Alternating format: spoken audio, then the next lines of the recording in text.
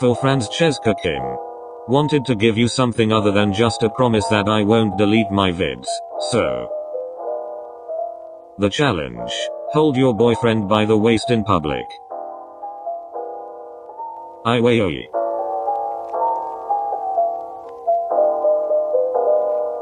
Iwaizumi's face was set in a frown as he looked forward at where Oikoa was walking ahead of him, talking animatedly on the phone. This was dumb. Challenges were dumb. Everything about the whole thing was just dumb. Sighing, Iwaizumi quickened his pace. Damn it.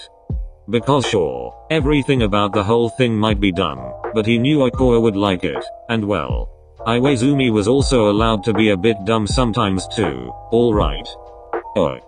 As Iwaizumi caught up with his boyfriend, he slinked his arm around the setter's waist. Not so fast.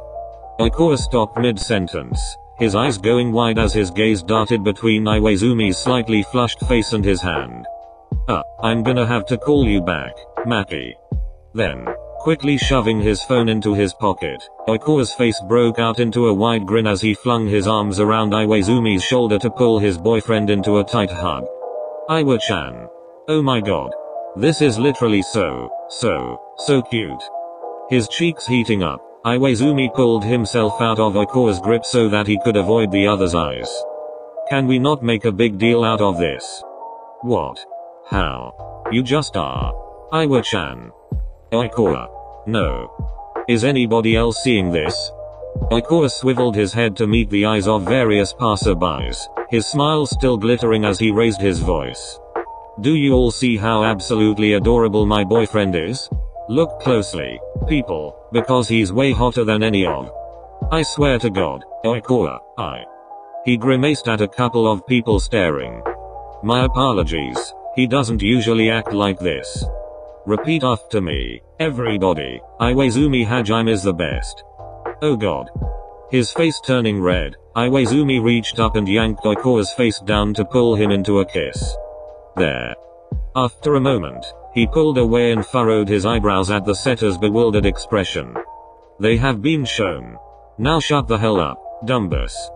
Shoving his hands deep into his pockets, Iwaizumi started forward quickly, leaving his boyfriend staring forward at his back in shock. 1. Iwaizumi counted inside his head. 2. Because sure, everything about what he had just done might have been dumb, but he knew Oikoa would like it, and well. Iwaizumi was also allowed to be a bit dumb sometimes too, alright. 3. Then, like clockwork, footsteps started running towards him. Iwa-chan.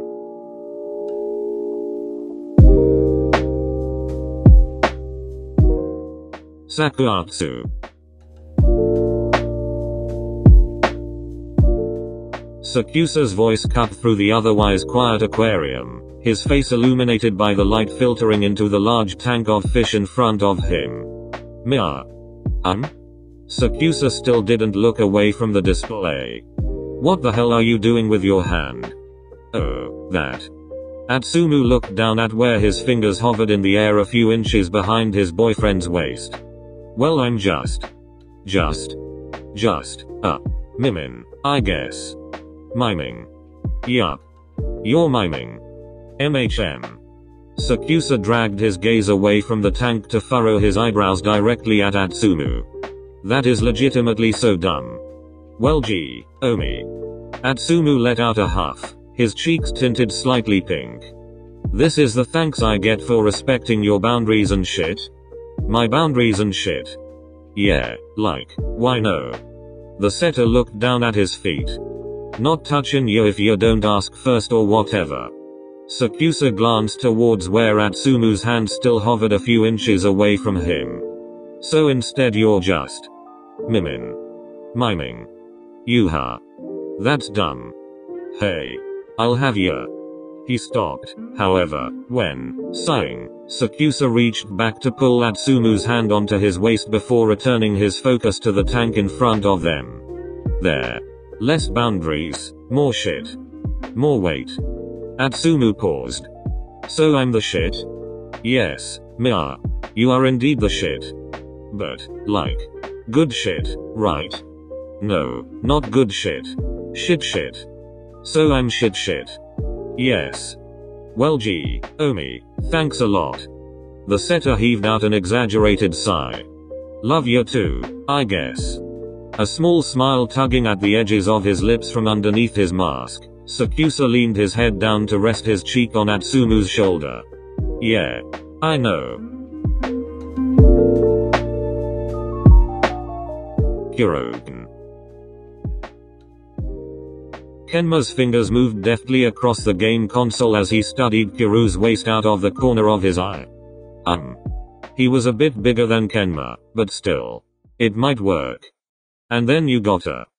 Kiru was explaining something to Inuoka, his hands gesturing in his reflection on the PSP screen. Okay. He could do this. Yeah. Kenma could so do this. Furrowing his eyebrows determinedly, Kenma tucked his game console into his pocket. But not too quickly because you might. Kiru's words stopped, however, when Kenma reached out to try to wrap his arm around his boyfriend's waist. Except it didn't wrap, because it was too small, and no, it was going to work. It was going to goddamn work. Kenma? Scrunching up his face, Kenma pushed harder into Kiru's chest, stretching out his other arm as far as possible around the other side because it was going to goddamn work, except stupid tall people waists. Damn it. Kenma squeezed his eyes shut. Hey, Kenma could practically hear the smirk in his boyfriend's voice. What you doing there? Nothing.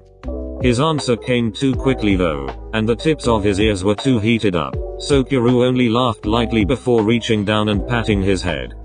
Kenma. If you want me to carry you, you know, all you gotta do is ask. And then Kenma was being hoisted up by his waist so that his head was suddenly above Kiru's shoulders and his legs wrapped around his boyfriend's midsection. Happy now? Kiru smirked at him, and Kenma's pout deepened. He dropped his head down onto his boyfriend's shoulder as he hummed non-committally, and he could feel Kiru laugh beneath him. Anyways, as I was saying. Kenma closed his eyes, his lips turning upwards in a small smile. He'd totally known this was going to work. Tsukkiyama. Yamaguchi's eyes were animated as he spoke. So Hinata asked me if I would get a buzz cut with him, right? But then he took one look at my cowlick and changed his mind. So then he was all like. Tsukishima nodded, glancing over beyond Yamaguchi's shoulder to watch the subway door slide open as people started to seep in. Wait. Why don't you just shave off everything except for the cowlick? And I sorta just stared at him for a second because, it would be rude to say no outright, but, well, come on. Except then Hinata was getting excited about the whole thing, so he. As the car steadily filled up with more people, Tsukishima considered his options. Maybe now was a good time. Yamaguchi, meanwhile, had started giggling. Oh my god, Tsuki, the level of idiocy is just wow. Basically, Hinata started to worry that we wouldn't be matching if only I kept the cowlick, right? So then he decided that he, too, should keep a tuft of hair on the top of his head, literally give himself an artificial orange flock of a cowlick. But Kojima. Yeah. Tsukishima pushed up his glasses. Now was definitely a good time. Well, Kojima wasn't exactly thrilled about the whole. Yamaguchi's voice trailed off, however, when Tsukishima reached forward to pull his boyfriend in closer to him by the waist. Tsuki? Yamaguchi was looking up at him with wide eyes, his cheeks flushed pink. Tsukishima gestured forward with his chin. There are people coming in. Oh, thanks then. The blonde shrugged. No problem. Okay. Yamaguchi waited, but Tsukishima still didn't move his hand. So, are you just gonna keep holding me like this, or what? Do you not like it? Huh? Oh my god, no, I didn't mean. It's very well. Right. Okay. Yamaguchi cleared his throat, his eyes darting around at the crowded car before quickly moving down to his shoes. So then Kojima, Yamaguchi. Tsukkiyama leaned forward so that he could speak directly into his boyfriend's ear. Yamaguchi's cheeks flushed even pinker, but he kept his gaze fixed on his feet. Yeah, Saki? Do we really need to be talking about Kyouhaba right now? Yamaguchi immediately glanced up to see Tsukkiyama arch an eyebrow at him, and the brunette flushed an even deeper shade of red. Oh my god, no, sorry, Saki, we're on a date, and I didn't even realize. Smirking, Tsukkiyama straightened up a bit to press a kiss to Yamaguchi's forehead and tugged his waist closer. Shut up, Yamaguchi. The brunette relaxed against him at the touch, chuckling a little. Yeah, okay, Saki.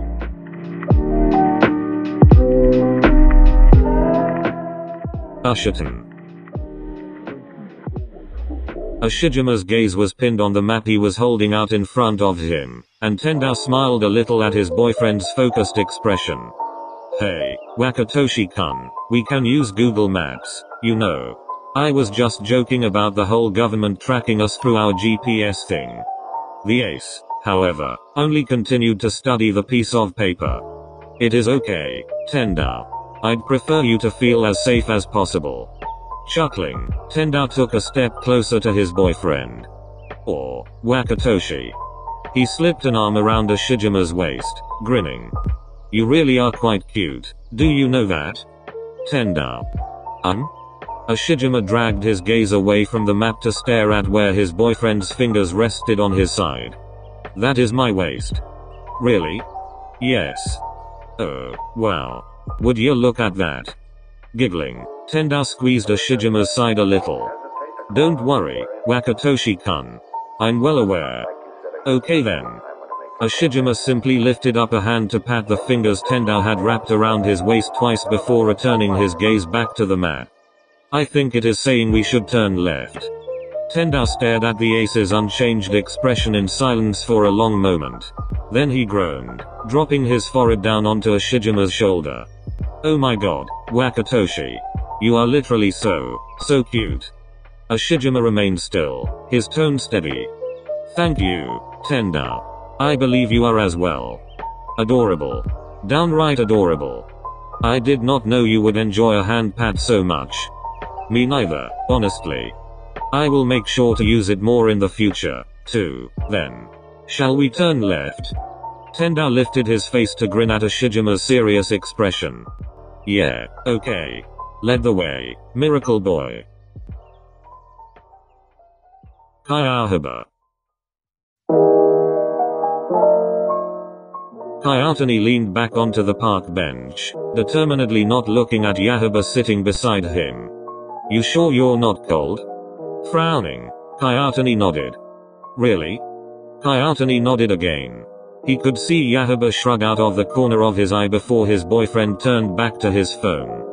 Okay then. Whatever you say.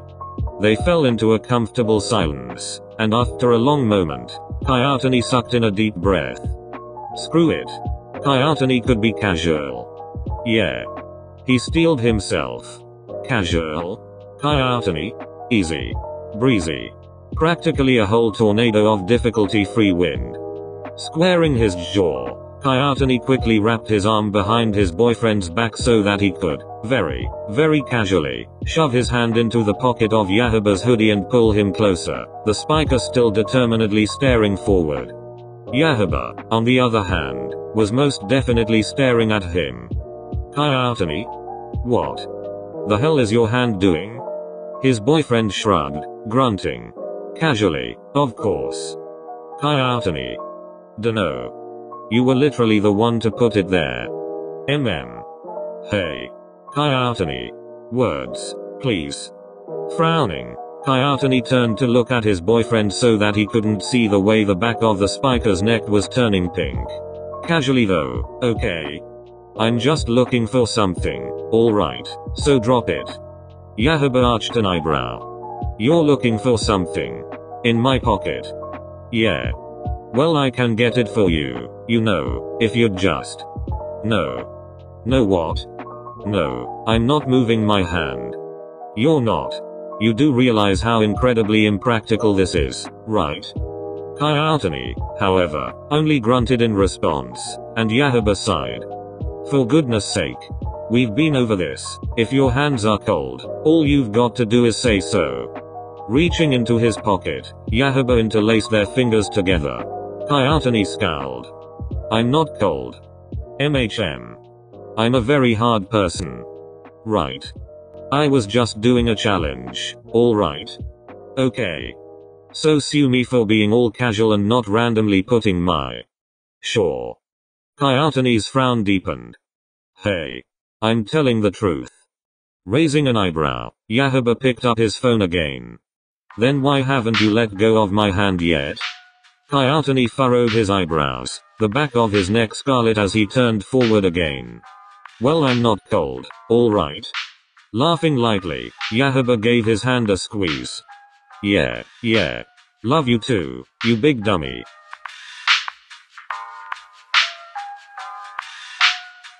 Kiyoyachi. Yachi gulped, peeking out at where Kyoko was walking beside her. This isn't scary. You are not scared. You are very, very brave, and this is not terrifying in the slightest. No. Not at all. Yachi could do this. Because no, she was not freaking out over a random challenge that Kyoko may or may not react badly to, and oh my god, what if Kyoko reacted badly too? Yachi? Kyoko was looking at her worriedly. Are you okay? Huh? Me? Oh yeah, I'm totally okay. I'm just so good. Okay. Yup. Yeah. Because if there's anything you'd like to talk about. I am. Yachi paused, looking down at her feet. Actually, I was wondering if it'd be okay if well. Closing her eyes, Yachi sucked in a deep breath before quickly blurting out her thoughts. Can I put my arm around your waist because it's like some sort of challenge and it seems kind of nice, but if you don't want to do it that's fine because it's just a dumb challenge and did I mention that I love you yet? A long moment passed by in silence. Because I do? A lot? After waiting for another second, Yachi cautiously peeked open her eyes to see Kyoko smiling down at her, her cheeks slightly flushed. I love you too, Yachi. Then, wrapping her arm around Yachi's waist, Kyoko pulled her girlfriend in closer to her. We can do it together, if you'd like. To make it a bit less scary. Yachi turned beet red. Senpai. Close. Senpai. Close. Oh my god, she's so. Nodding, Yachi tentatively wrapped her own arm around Kyoko's waist.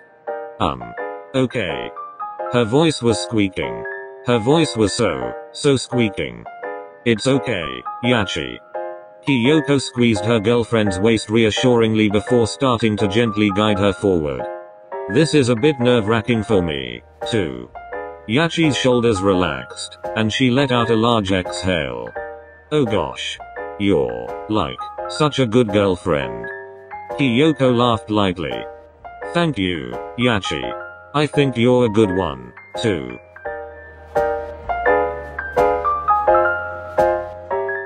Yakulev. Just spit it out, Lev. Yaku stopped walking, tugging on the hand he had wrapped around his boyfriend's waist so that he had to pause, too. You clearly want to say something. Lev looked down guiltily, and Yaku shut his eyes for a moment, exhaling out loudly. He'd known this challenge had been a bad idea. Lev.